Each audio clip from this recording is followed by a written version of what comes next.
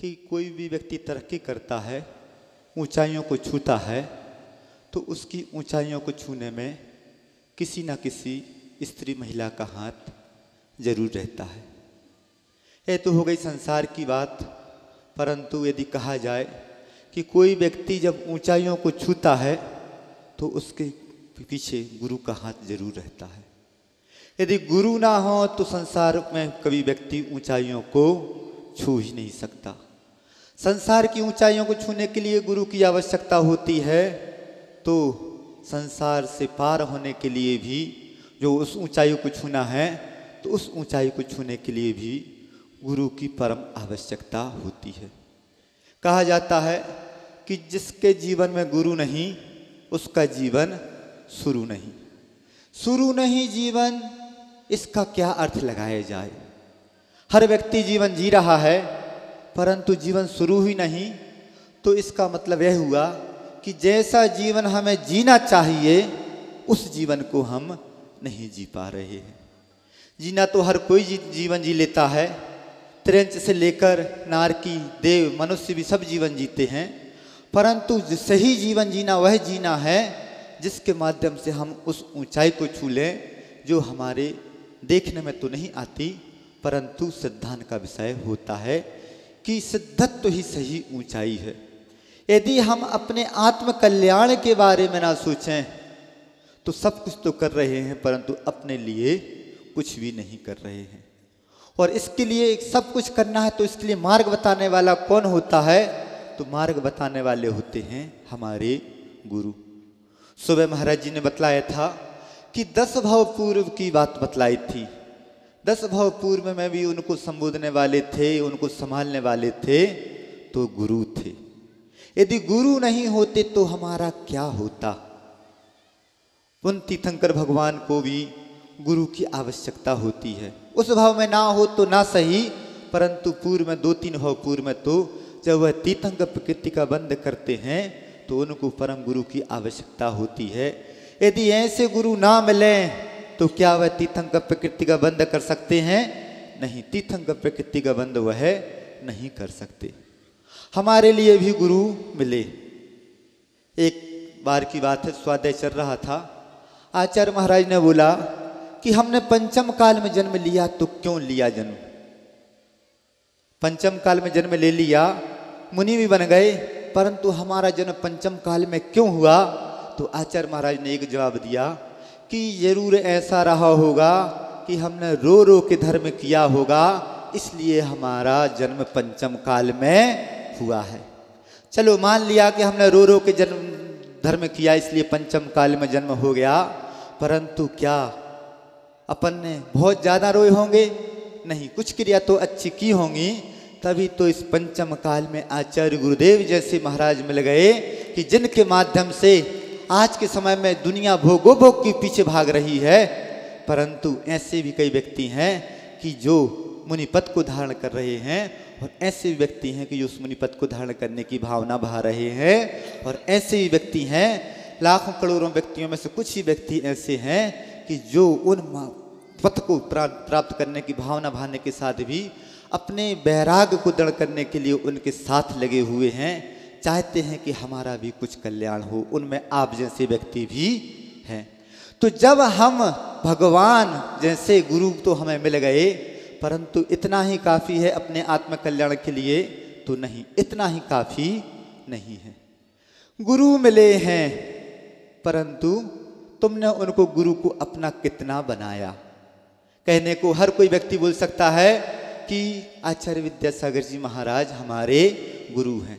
जैन नहीं, अजैन भी बोलते हैं कि आचार्य महाराज हमारे गुरु हैं। क्या उनको इतना बस मात्र से गुरु बन जाते हैं? तो इतने मात्र से गुरु नहीं बनते।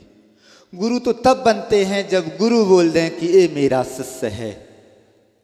शिष्य तो हर बोल देता है कि ये हमारे गुरु हैं, परंतु जब गुरु बोल दे कि ये हमारे शिष्य हैं, तब मानना कि आप उनके शिष्य हैं। परंतु ऐसे इनको यदि शिष्य बनना है तो कैसे बनना है? तो शिष्य बनना है तो शिष्य बनने के लिए सबसे पहले आवश्यकता होती है श्रद्धा की और समर्पण की। यदि श्रद्धा विश्वास नहीं है उन गुरु के प्रति तो समर्पण भी नहीं आ सकता। और श्रद्धा विश्वास कब होगा? जब हम गुरु को तो मानते हैं, गुरु की भी मानने लगे तो श्रद्धा और समर्पण के भाव हमारे पास आ सकते हैं। गुरु को मानना और गुरु की मानने में कितना अंतर आ जाता है। गुरु को मानते हैं, गुरु की नहीं मानते हैं, इसलिए हमारा इस संसार में भटकना हो रहा है। गुरु बनाएं और गुरु को माने तो कैसे माने? एक दृष्टांत याद आ रहा है कि एक व्यक्ति को अपना गुरु मानता था और हर काम उनसे पूछ के किया करता था। एक दिन कुछ ऐसा हुआ कि उस व्यक्ति को कुछ जरूरी काम से कहीं बाहर जाना था, परंतु गुरु महाराज ने बोल दिया कि भैया आज नहीं जाओ, आज दिन अच्छा नहीं है। अब उस व्यक्ति के मन में भाव आ गए कि आज नहीं जाए तो लाखों का नुकसान हो जाए, चलो अपन तो चलें। होता यह है कि जैसे ही वह व्यक्ति घर से बाहर निकलता है और बाहर कुछ अपशगुन जैसे मिलना शुरू हो जाते हैं, एक गधा बहुत तेज जोर जोर से आवाज कर रहा है। अब उस व्यक्ति के मन में कुछ शंका हो जाती है कि गुरु ने सही बोला है कि नहीं जाओ, इसलिए वह वापस आ जाता है। वापस जैसे ही आता है, गुरु से मिलता है, गुरु महाराज पूछते हैं कि क्यों भाई, तुम तो वहाँ जाने वाले थे, नहीं गए?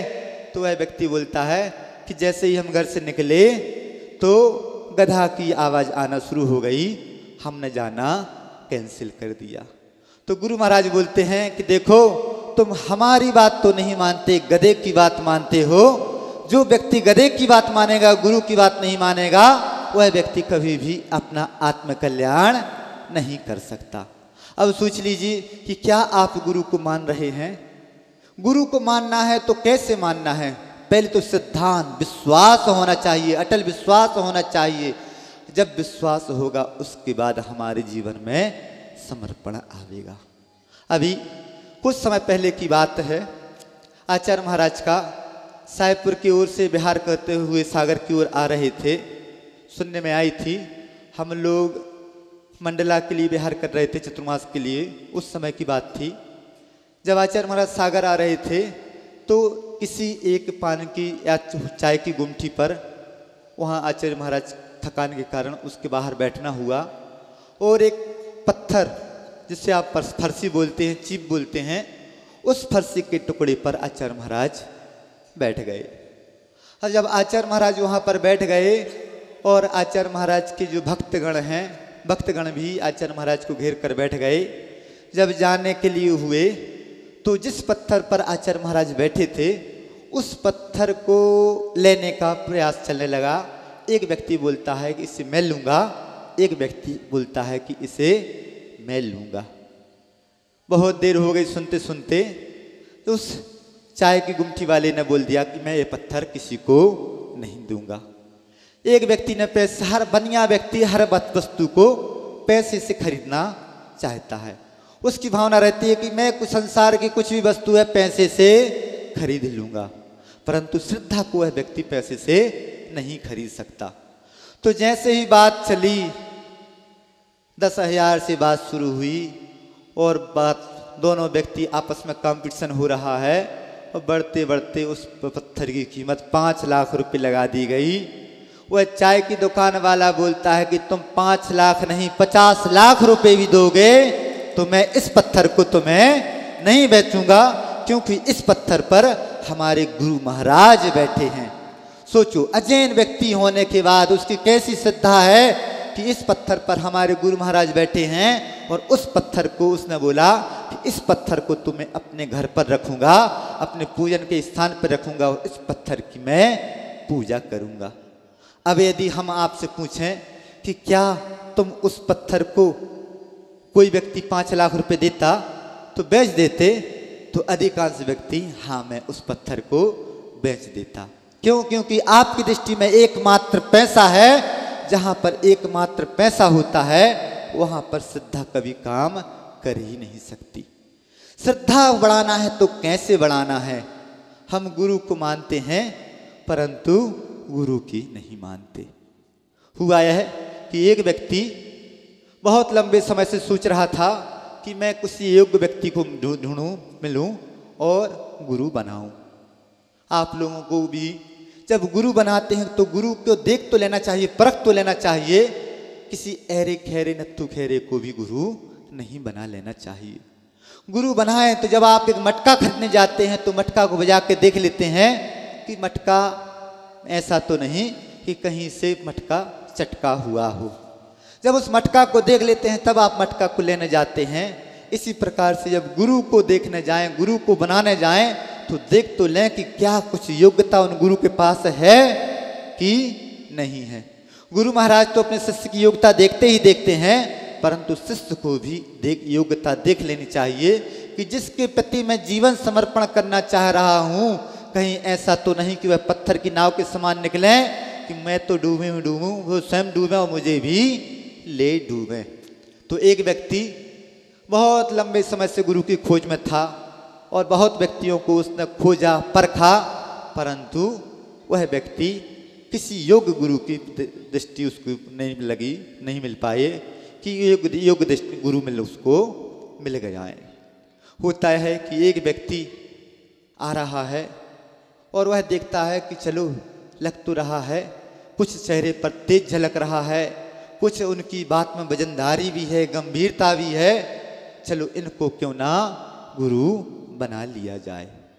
वह व्यक्ति भी बहुत देखने में गंभीर, बीतराग गुरु की बात नहीं है ना, आप लोग समझ लें कि बीतराग गुरु की बात है। तो वह उस व्यक्ति के संपर्क में आता है और बोलता है कि मैं आपको गुरु बनाना चाहता हूँ। उसने कहा कि तुम गुरु बनाना चाहते हो, मेरे पास क्या है जो तुम गुरु बनाना चाहते हो? तो वह व्यक्ति बोलता है कि महाराज मैंने आपको परख लिया, जान लिया कि आप गुरु के बनने के योग्य हैं। वह गुरु भी बोलता है कि मैंने तो समझ लिया, तुमने तो समझ लिया कि मैं गुरु बनने योग्य हूँ, परंतु मैं भी तुम्हें शिष्य बनाना तो चाहता हूँ। तुम मेरे शिष्य बन भी सकते हो, पर तुम मुझे यदि गुरु बनाना चाहते हो तो मेरी दो शर्तें हैं। कौन कौन सी दो शर्तें हैं? एक शर्त यह है कि जो मैं कहूँ उसको तुम करते चले जाओ, और दूसरी शर्त यह है कि जो मैं करूँ उसके बारे में कभी किसी प्रकार का प्रश्न नहीं होना चाहिए। यदि किसी दिन तुमने किसी कारण बस कोई प्रश्न खड़ा कर दिया तो तुम्हारा रास्ता अलग और हमारा रास्ता अलग। होता यह है कि गुरु महाराज और उनका वह चेला वन में साधना कर रहे थे। उस पास के गांव के कुछ व्यक्ति उन गुरु महाराज के पास आए और बोला कि गुरुदेव बहुत लंबा समय हो गया आपको जंगल में साधना करते हुए, अब कुछ ऐसा काम कीजिए कि जिसके माध्यम से हमारा उद्धार हो जाए। आप हमारे गांव पधारिए, वहाँ पर कुछ धर्म की प्रभावना के काम कीजिए। गुरु महाराज ने बहुत लंबे समय से जब उनकी प्रार्थना होती रही तो गुरु और उनका शिष्य गुरु महाराज ने कहा कि चलो चले, अब अपन को उस गांव चलना है। गांव चलना है। जैसे ही उस जंगल को पार करने के लिए हुए, रास्ते में कुछ व्यक्तियों की हलचल देखी और गुरु महाराज आगे बढ़ गए। जब आगे बढ़े और उस गांव के पास पहुंचने के लिए हुए तो गांव के पास एक बहुत बड़ी नदी, जिसका तीर, जिसका तट बहुत विस्तृत तट था, और उस तट को पार करना है तो कैसे किया जाए, उस नदी की धार को पार करना है। तो वहाँ पर एक नाव वाला खड़ा था। नाव वाले से बोलते हैं, गुरु बोलते हैं कि क्यों भाई तुम नाव पार कराओगे? तो वह नाव वाला भी तैयार हो जाता है, बोलता है कि जिस गुरु के माध्यम से संसार पार हुआ जा सकता है, आज हमारा भी सौभाग्य है कि उन गुरु को हमें नाव से पार कराने का मौका मिल रहा है। आप लोगों ने एक संस्मरण और सुना होगा, कभी आचार्य महाराज मुगावली की ओर आगे बढ़ रहे थे और ऐसे ही कुछ ऐसी स्थिति बनी कि नदी पार करना है, और नदी पार करने के लिए क्या साधन? नाव ही साधन। अब नाव से पार कर हुए, परंतु गुरु महाराज की दृष्टि कितनी विशाल हुआ करती है, कितनी विस्तृत होती है उनकी सोच। वहाँ पर भी एक निकट भव्य जीव उनको मिल गया और उस निकट भव्य जीव ने भी ऐसी भावना भाई कि गुरु महाराज तो वह होते हैं कि जो संसार से पार लगा दें, परंतु आज हमारा सौभाग्य मिला है कि हम गुरु महाराज को नदी पार करा रहे हैं। अब गुरु महाराज को पार कराना है तो कैसे कराना है? उस व्यक्ति ने गुरु महाराज को नदी तो पार करा दी, परंतु उस व्यक्ति ने ऐसा साधन देख लिया कि वह व्यक्ति भी संसार से पार हो जाएगा। उस व्यक्ति ने जात का मछुआरा, मछली पकड़ने का ठेका ले रखा है, बहुत बड़ा डैम है और कितने का 14 करोड़ रुपए का ठेका। कितने का? 14 करोड़ रुपए का ठेका। बस गुरु महाराज के कुछ संरक्षण के लिए गुरु महाराज के सानिध्य में वह व्यक्ति आया और उस व्यक्ति ने 14 करोड़ रुपए का ठेका ऐसे छोड़ दिया कि जैसे कुछ लगा ही नहीं, कि मैं कुछ हिसाब ही नहीं लगाया उसने कि यदि मैं इस ठेके को पूरा करूंगा तो मुझे कितना प्रॉफिट होगा, कितना लाभ होगा, और यदि मैं इस ठेके को छोड़ दूंगा तो मुझे कितना घाटा होगा। उस व्यक्ति की तो दृष्टि में एकमात्र बात थी कि आचार्य महाराज ने कहा है कि हमें अपना जीवन जीना है तो किसी प्रकार की हिंसा हमारे जीवन में नहीं होनी चाहिए। अभी मैं कितनी हिंसा कर रहा हूँ, असंख्यात मछली को मारता हूँ, असंख्यात मछली को मारूंगा जब 14 करोड़ रुपए हाथ में आएंगे और वह पैसा क्या हमारे काम आएगा? नहीं, वह पैसा हमारे किसी काम नहीं आएगा। पाप का पैसा पाप में ही निकल जाया करता है। उस व्यक्ति के अंदर कैसे भाव आ गए कि गुरु महाराज, बस एक ही बात रही होगी कि गुरु महाराज ने जो कहा है वह सत्य ही कहा है, पाप का पैसा कभी भी फलता नहीं। और उस व्यक्ति ने 14 करोड़ रुपए का ठेका छोड़ दिया। तो बात चल रही थी कि जब गुरु महाराज को नदी पार कराई जा रही थी, अब देखता है कि बड़ी नाव है, एक और नाविक जो नाव खे रहा है वह बैठा है, बीच में शिष्य बैठा है, किनारे पर गुरु महाराज बैठे हैं और उनके द्वारा कुछ ऐसी हलचल हो रही है, शिष्य की दृष्टि जाती है तो लग रहा है कि गुरु महाराज उस नाव में कुछ कर रहे हैं। क्या कर रहे हैं? गुरु महाराज उस नाव में एक छेद कर रहे होते हैं।